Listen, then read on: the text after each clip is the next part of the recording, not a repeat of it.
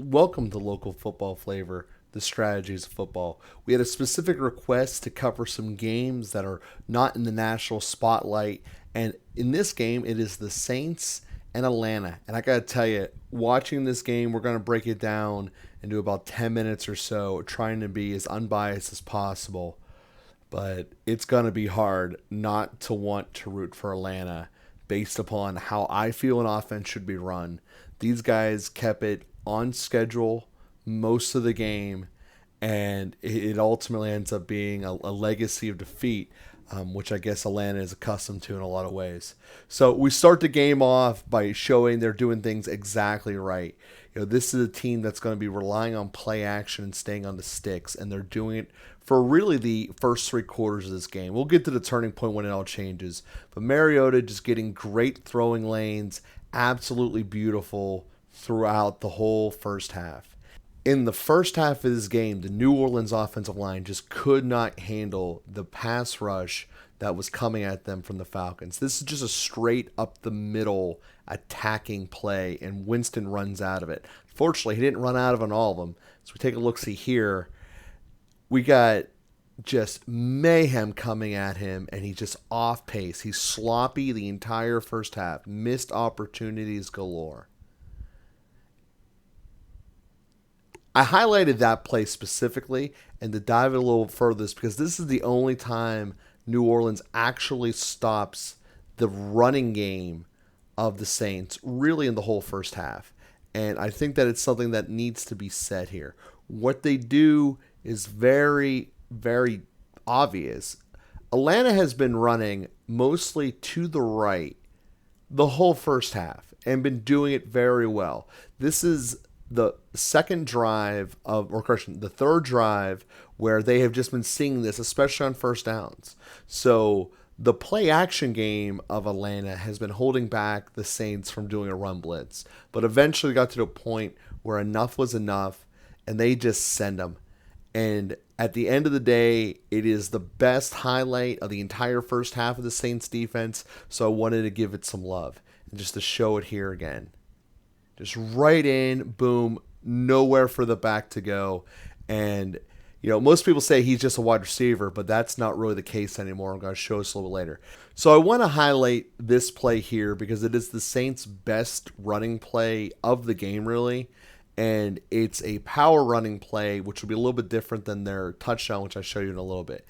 In this play, each person coming out knows who their target is and who they are supposed to get. So as we set up for the play here, let Atlanta's defense set, draw it out. They all know exactly who they're supposed to get at this point. And it is drawn up beautifully. And the part I really want to highlight here is the motion man. He cuts across and then knows exactly where he's coming. We're going to see a big collision evolving right here, and the running lane for Taysom Hill just becomes massive right through the chute here, and it's just so well drawn up. I just had to give it some love. Boom, you got that double block there, and then down the field you get this receiver getting a second guy.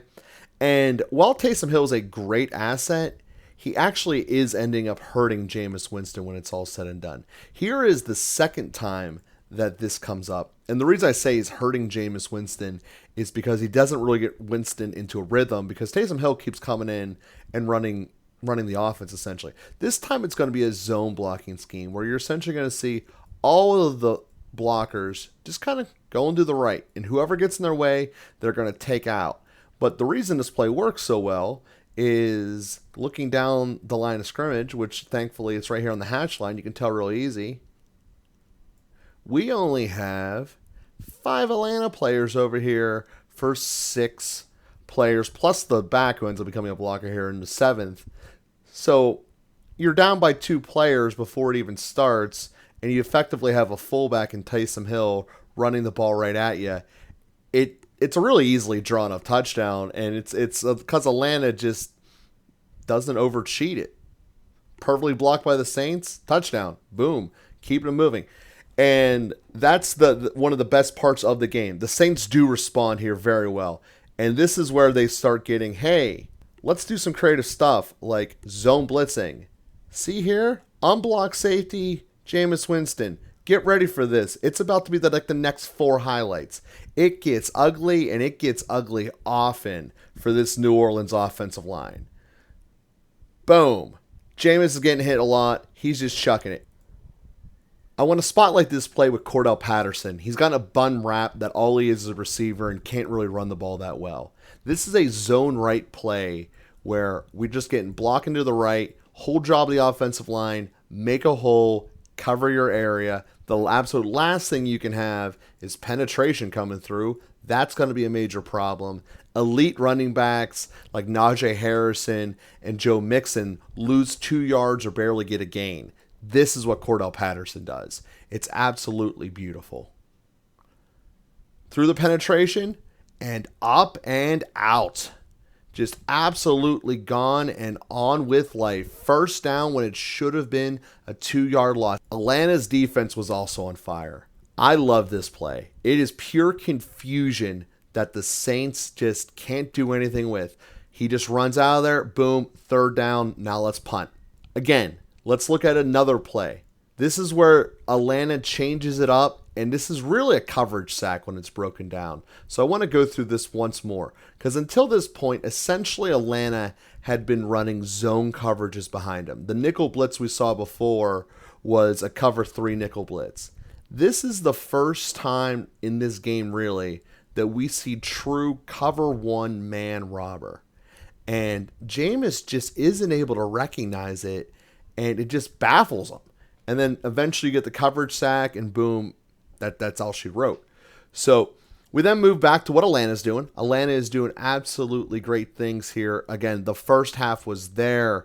They had running lanes to the right. They're getting a push. They're getting just yardage all over the place. They were really controlling the destiny in the game. And I want to show this again once more in Spotlight, because this hole that opens up here is just massive. And it needs to be celebrated again. This is power running at its best. Just open up a hole. And I just want to point this out. He still is a receiver. Look at this double toe tap before he goes out of bounds, even though he totally doesn't need to. He's just such a talented player. So here we go, wrapping up the end of the first half here. And just the offensive line of the Saints, particularly their right guard and left tackle, had a very hard day today. It was rough. But how do you stop a big pass rush? You start running. And the Saints found Kamara and just started running the ball a little bit, starting to make some good things happen, and it's very good. However, you should block people off the line of scrimmage. Unblocked safety comes in, blows up Winston. And again, Winston just kept getting hit, and they were not looking crisp. This is just a beautiful timing play action route. Mariota was on fire for this entire game, or at least for the first 3 quarters. This is the touchdown here where they go up by 2 touchdowns. And at that point, it's kind of feeling like Atlanta is doing everything right. Wait a minute. Saints can run. Saints are starting to run the ball. Maybe this pass rush of Atlanta is in trouble. What's going on now? It's all right. It's all right. Mariota's got this. We're going to make something happen. This is 3rd down.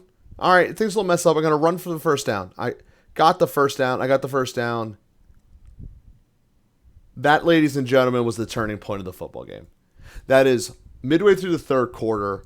That is when Mariota starts overplaying. Mariota runs the ball there. He fumbles, loses it. The Saints end up getting the ball. But the entire offense of Atlanta changes on this play.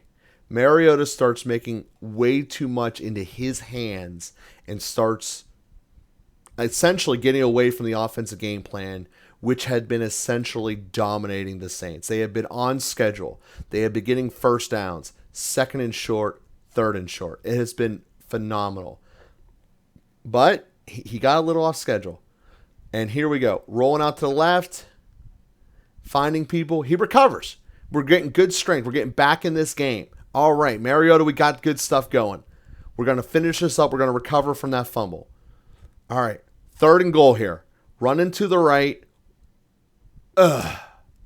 That's a backbreaker.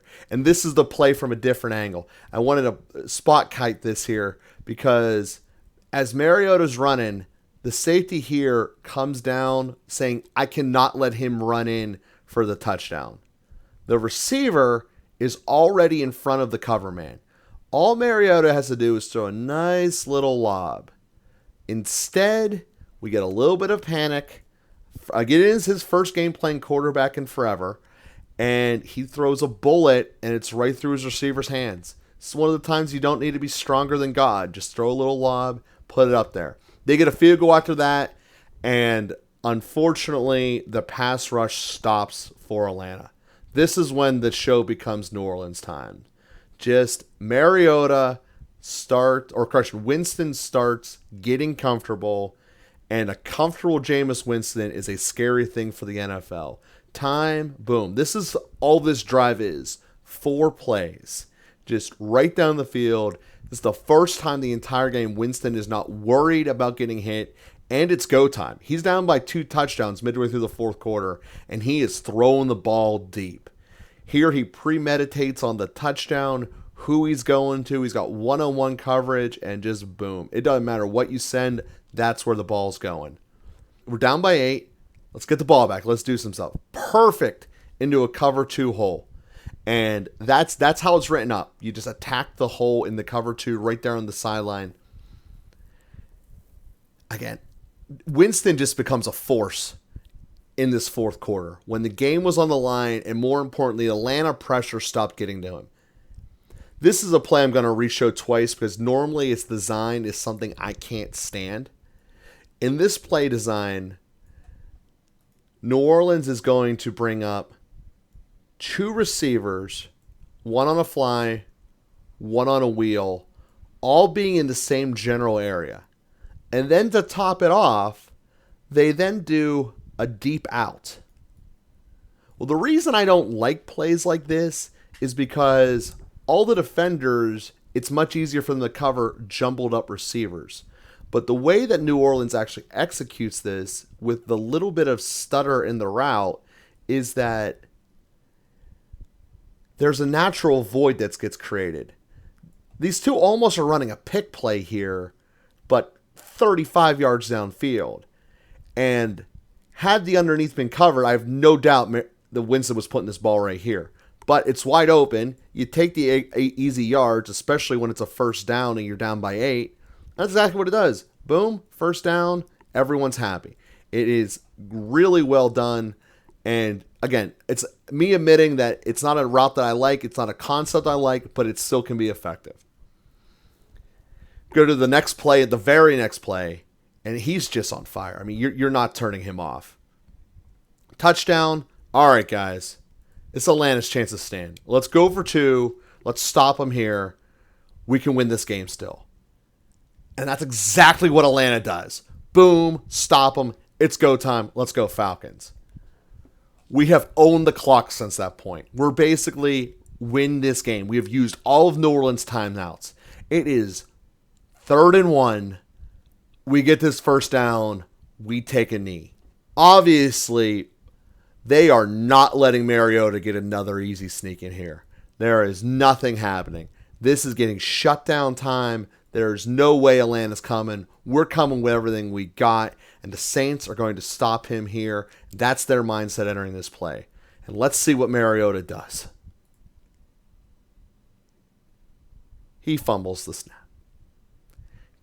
snap. They then punt because they're out of field goal range. And this is Jameis Winston. What he does with roughly 90 seconds in his pocket. First play, going downtown.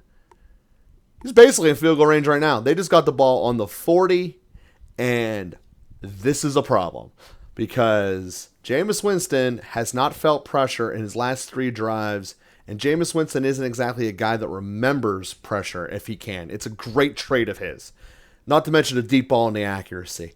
So we continue again to the next play, over the middle. We're now at the 35. Bring out the field goal team. I don't know, Atlanta. Like, is this residual of Tom Brady? I don't think so.